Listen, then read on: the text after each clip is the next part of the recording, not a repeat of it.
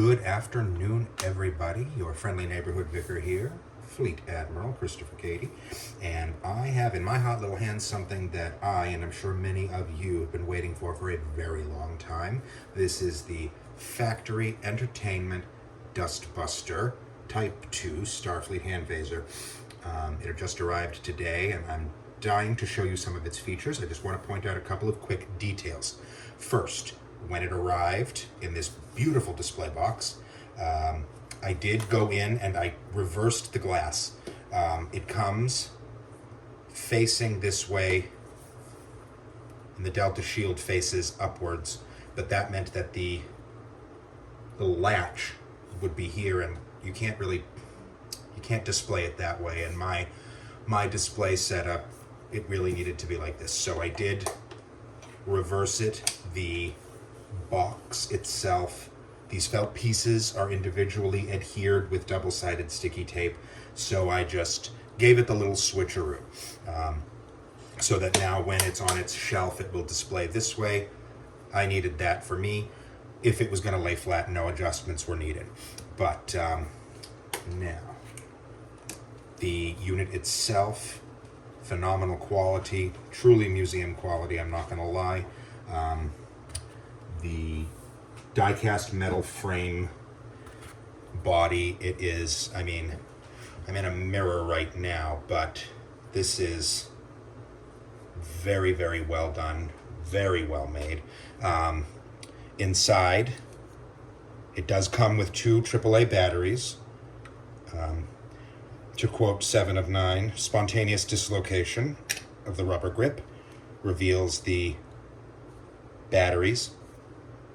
There is a small on-off switch which you need to put into the on position in order to use the features, and then just gently, spontaneously relocate with the two little bearings that are built into the rubber grip. If you utilized or have ever owned the Factory Entertainment Cricket Phaser, the features are exactly the same. The sounds are the exact same. Again, I'm in a mirror right now, but pressing the beam intensity button activates it. And then here's your low stun.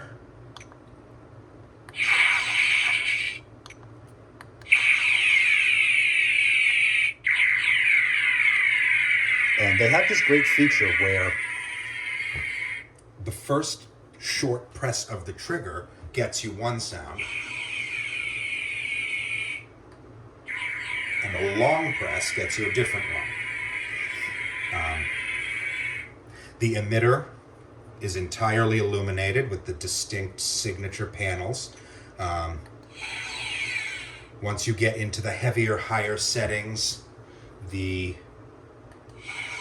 I consider that the more traditional phaser discharge sound. You hear it, and then when you short press and hold,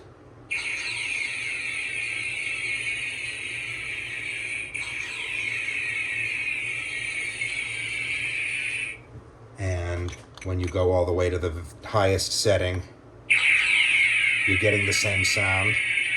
And if you just keep holding, you get a continuous sound, and then it reloops the chip, the sound clip. If you press and hold both buttons at the same time for a moment, we go into overload.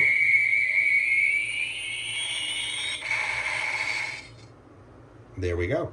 And then, of course, it's back into the off standby position. A single press of the beam intensity button turns it back on, and if you want a long press, you turn it off, and it turns off soundlessly. So a couple of things, I'm not gonna lie, I don't like. It does have the same auto off function that the Cricket Phaser has. I've had quite a few conversations with Barry Eldridge, who's the creative director on the Star Trek projects at Factory Entertainment. It makes perfect sense that they would put it in there to preserve battery power. I'm a nerd. I want something that's as accurate to what it might have done on screen as possible. The Cricut phaser running on button cell batteries, there were limitations to what it could do. The power that it's able to utilize with button cell batteries is different than you would get with something that runs off of AA's or AAA's like this one. And I am going to swap out the batteries that came with it for some lithium ion ones. But point being, I don't like the auto off feature.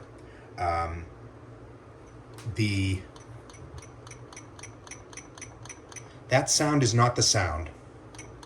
That's not the sound that they used on Star Trek: The Next Generation. This is. That's my first contact phaser. That's the sound. I wish that it had that sound instead. But this isn't about the first contact phaser. The other thing that I do like about the Master Replicas version, I did have to do a little bit of a paint job on mine. We've been through quite a few battles over the years. It's immediately there. You don't have to wait. You don't have to press, hold, and wait for it to... Really, in a tactical situation, this phaser would have already shot you and you'd be still waiting for this one to power up. But that's semantics. The other thing is the power strip is what I think to be excessively bright. You can see in the camera there's quite a bit of flare. And the exact same is true of the Cricut phaser. They're both just beautiful. I mean, if you were outside in full sun, you're going to see this thing powering up. But they're both, I think, excessively bright. So that's one thing I don't like. It is, in fact, so bright that at certain angles, you can see the bleed of the light. And the same thing with the trigger. So you've got a little bit of bleed through there from how intensely bright the LEDs are. But again, this is exactly what I would have expected from a phaser issued to me if I were on board the Enterprise on its maiden voyage. It's absolutely wonderful. I have to say, worth every penny. And if you're a hardcore fan like I am, this was always my favorite. I absolutely love the Cobra style. This is my laser pointer, but and I understand that the angles were what prompted them to change, but I always found this one to be the better, more interesting design. So it's a wonderful blessing to have it. So that is basically that. If you would like any other angles, views, or have any questions, let me know in the comments. Live long and prosper, everybody.